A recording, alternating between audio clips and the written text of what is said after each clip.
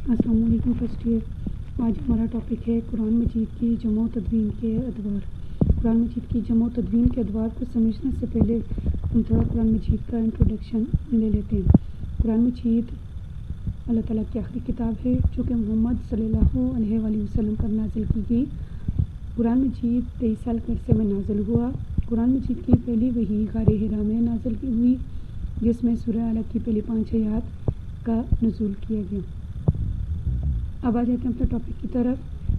قرآن مجید سے پہلے بہت سی کتابیں، 3 کتابیں توراۃ، زبور اور انجیل، اور بہت سے صحیفے نازل کیے گئے، لیکن وہ کتابیں اور صحیفے مقررہ وقت، زمانے یا مقرر یا کسی خاص قوم کے لیے ہوا کرتے تھے۔ اس کے بعد ان کو منسوخ کر دیا جاتا تھا اور انبیاء کی وفات کے بعد ان میں تبدیلیاں کر دی جاتی تھیں، جس کی وجہ سے وہ کتابیں اپنی اصلی حالت میں موجود نہیں ہوتی تھیں۔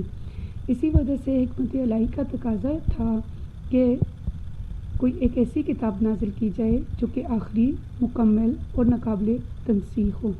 تو اللہ تعالیٰ نے قرآن مجید کو نازل فرمایا۔ قرآن مجید کی اسی اہمیت اور امتیازی شان کے پیش نظر ضروری تھا کہ اس کی حفاظت اور اس کی بقا کا انتظام بھی کیا جائے، تو اللہ تعالیٰ نے اس کی حفاظت کی ذمہ داری خود لی اور قیامت تک اس کی حفاظت کا انتظام فرما دیا۔ کہ رب تعالیٰ قرآن مجید میں ارشاد فرماتے ہیں، اِنَّا نَحْنُ نَزَّلْنَا الذِّکْرَ وَإِنَّا لَهُ لَحَافِظُونَ، بے شک یہ ذکر قرآن مجید ہم نے نازل کیا اور ہم ہی اس کی حفاظت کرنے والے یا ہم ہی اس کے نگہبان ہیں۔ اللہ تعالیٰ نے قرآن مجید کی حفاظت کا ذمہ کیونکہ خود اٹھایا، تو یہ قرآن مجید 1400 سال پہلے نازل ہوا، اس وقت سے لے کر آج تک اور قیامت تک اس کے اندر کسی ایک زبر زیر کی بھی تبدیلی نہیں کی جا سکتی۔ اللہ تعالیٰ نے اس وقت اس دور سے قرآن مجید کی حفاظت کے انتظامات کروائے۔ ان میں ہمارے پاس 2 اہم طریقے آتے ہیں۔ ایک سب سے پہلے ہمارے پاس آتا ہے صدری حفاظت اور دوسرا کتابی حفاظت۔ صدری لفظ صدر سے نکلا ہے، جس کے معنی ہوتے ہیں سینے کے، یعنی کہ حفظ کرنا، کتابی یعنی کہ اس کو لکھوایا گیا۔ صدری حفاظت عہد رسالت سے شروع ہوئی، یعنی کہ نزول قرآن کے ساتھ ساتھ شروع ہوئی۔ جیسے جیسے کتابت ہوتی گئی ویسے ویسے صدری حفاظت بھی ہوتی گئی، جبکہ کتابی حفاظت کے ہمارے پاس آ جاتے ہیں 3 ادوار: عہد رسالت، عہد صدیقی، عہد عثمانی۔ ان کو 1 بائی 1 سمجھیں گے۔ سب سے پہلے صدری حفاظت۔ کتابی شکل میں قرآن مجید کو محفوظ کرنے سے پہلے ہی وہ سینوں میں محفوظ ہو گیا تھا، کیونکہ 23 سال کے عرصے میں تھوڑا تھوڑا موقع بموقع قرآن مجید نازل ہوتا رہا، تو جیسے جیسے کوئی آیت، کوئی صورت نازل ہوتی گئی، صحابہ کرام کی بڑی تعداد اس کو حفظ کرنے میں لگ جایا کرتی تھی۔ اس طرح جتنا حصہ قرآن مجید کا نازل ہوتا گیا، وہ آیت، وہ صورت ہر ایک صحابی کو، اور وہ صحابی اپنے گھروں کے اندر جا کر اپنے بچوں اور بیوی کو وہ یاد کروا دیا کرتے تھے۔ اس طرح نزول کے ساتھ ساتھ قرآن مجید سینوں میں محفوظ ہوتا رہا۔ اس کے علاوہ قرآن مجید کا صحابہ کرام اعادہ فرماتے، نبی پاک صلی اللہ علیہ وسلم کو سناتے، تاکہ تلفظ کی ادائیگی بھی درست ہوتی رہے۔ اس کے علاوہ قرآن مجید کو نماز کے اندر، اس کی قرأت کو نماز کے اندر لازمی قرار دیا گیا، جس کی وجہ سے اس کی صدری حفاظت اور بہتر طریقے سے ہوتی رہی۔ مساجد میں بھی قرآن مجید کی درس و تدریس کے لیے انتظامات فرمائے گئے۔ مسجد نبی کے قریب صفا چبوترا جو تھا، اس میں قرآن مجید کی درس و تدریس کا کام کروایا جاتا رہا۔ سینکڑوں کی تعداد میں طالب علم وہاں پر قرآن مجید کی حفظ اور درس و تدریس میں مصروف رہتے تھے، یہاں تک کہ قرآن مجید کا حفظ کرنا اس وقت کی عورت، مرد یا بچے کا اولین ترجیح بن گئی تھی، اور قرآن مجید ان کی رگ رگ میں سما گیا تھا۔ مومنین کی انہی صفات کو اللہ تعالیٰ قرآن مجید میں اس طرح ارشاد فرماتے ہیں، بل ہوا آیاتٌ بینات فی صدور الذین اوتوا العلم، کہ یہ تو روشن آیات ہیں جو کہ اہل علم کے سینوں میں محفوظ ہیں۔ اب حفظ کا سلسلہ یا قرآن مجید کی صدری حفاظت اس دور میں یا نبی پاک صلی اللہ علیہ وسلم کے دور میں ہی ختم نہیں ہوئی، بلکہ آج تک کروڑہا لوگوں نے قرآن مجید کو حفظ کیا، اور قیامت تک اس کو اسی طرح اس کی صدری حفاظت ہوتی رہے گی۔ قرآن مجید کے معجزات میں آتا ہے کہ قرآن مجید 7 سال سے لے کر 70 سال کے بوڑھے تک ہر ایک بچے اور بڑے نوجوان بزرگ کو یاد ہو سکتا ہے۔ تو صدری حفاظت کا سلسلہ نبی پاک صلی اللہ علیہ وسلم کے دور تک ہی محدود نہیں رہا، بلکہ یہ قیامت تک سلسلہ چلتا رہے گا اور صدری حفاظت قرآن کی ہوتی رہے گی۔ اسی لیے آج تک 1400 سال گزرنے کے باوجود قرآن مجید میں ایک زبر زیر کی بھی کوئی تبدیلی نہیں کی جا سکی۔ اب آ جاتے ہیں ہم لوگ کتابی حفاظت کی طرف۔ کتابی حفاظت میں ہمارے پاس سب سے پہلے آتا ہے عہد رسالت، پہلا دور رسالت یعنی کہ نبی پاک صلی اللہ علیہ وآلہ وسلم کا دور۔ اس وقت عرب کے لوگوں میں لکھنے پڑھنے کا رواج نہیں تھا، کیونکہ ان کا سارا جو پڑھنے کا دار و مدار ہوا کرتا تھا وہ حافظ پر تھا۔ اسی وجہ سے وہ لوگ ہر ایک چیز کو یاد کر لیا کرتے تھے اور پھر اس کو اپنے معمول کے مطابق استعمال کر لیا کرتے تھے۔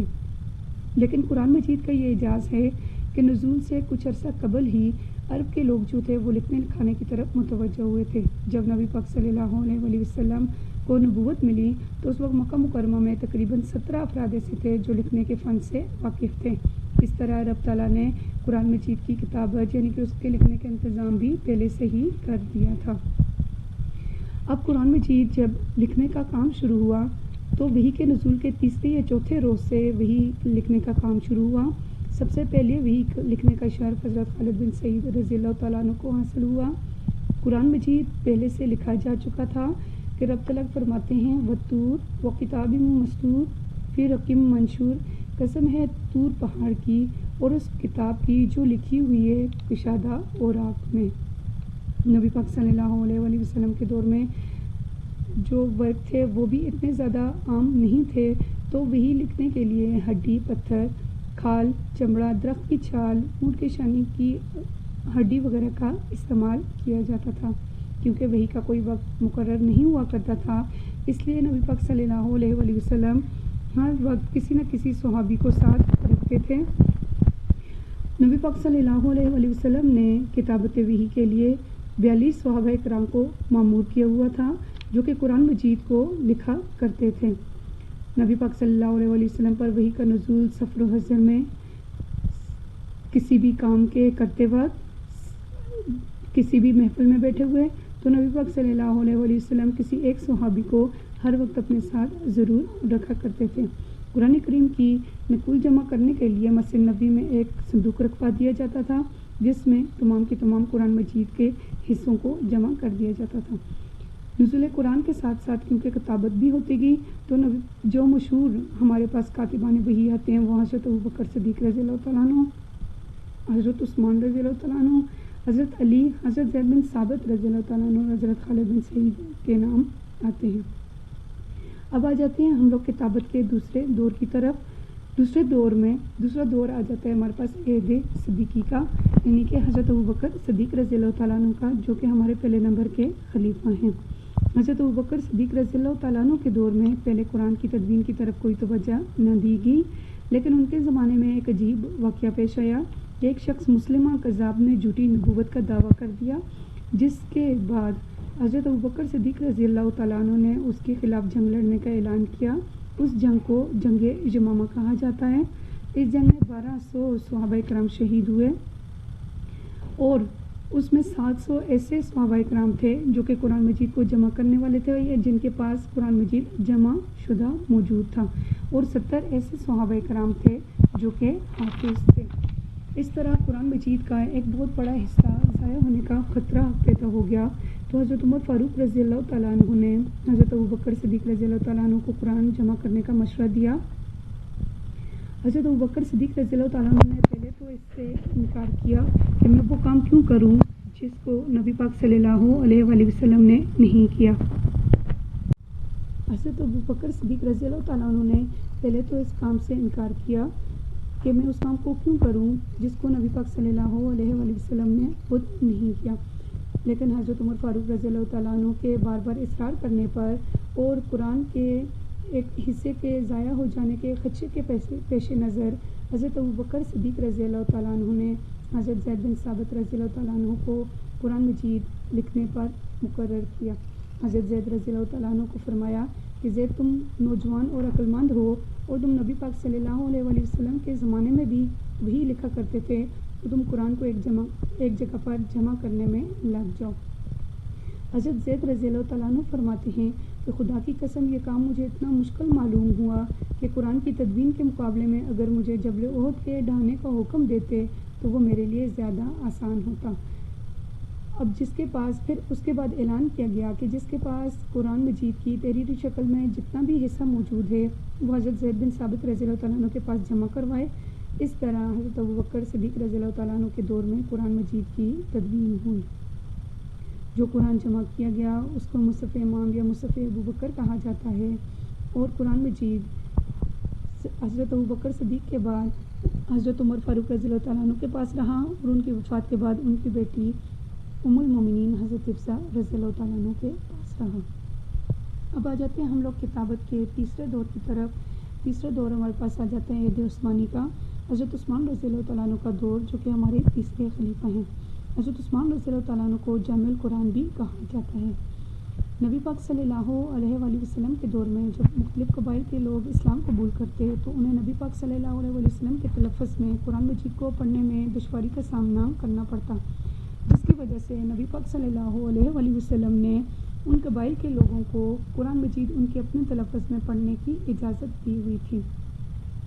نبی پاک صلی اللہ علیہ وآلہ وسلم یا ان کے بعد باقی دو صحابہ کرام کے دور میں بھی تلفظ کو لے کر کوئی بھی مسئلہ پیدا نہ ہوا، لیکن حضرت عثمان غنی رضی اللہ تعالیٰ عنہ کے دور میں تلفظ کو لے کر ایک عجیب سا مسئلہ پیدا ہوا کہ جیسے جیسے اسلام کی فتوحات کے سلسلے میں مختلف صحابہ کرام کو حضرت عثمان غنی رضی اللہ تعالیٰ عنہ گورنر بنا کر مختلف علاقوں میں بھیجتے تھے، انہیں میں سے حضرت حذیفہ بن یمان رضی اللہ تعالیٰ عنہ بھی تھے کہ جو کہ شام اور عراق کی ریاستوں کی طرف گئے ہوئے تھے۔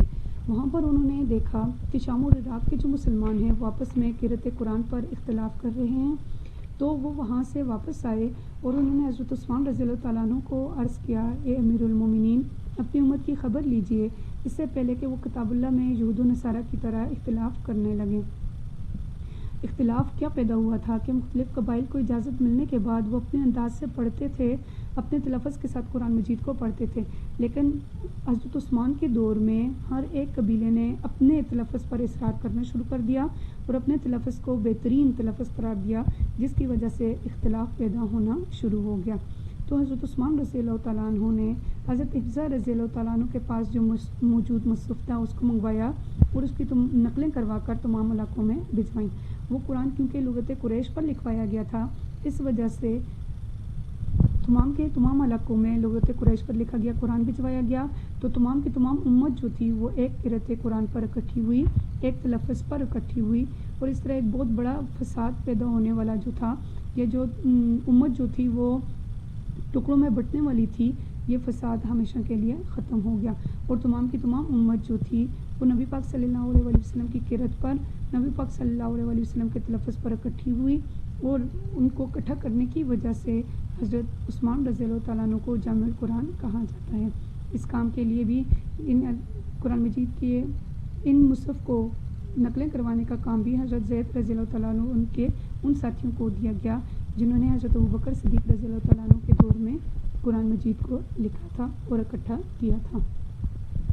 یہ راز کسی کو معلوم نہیں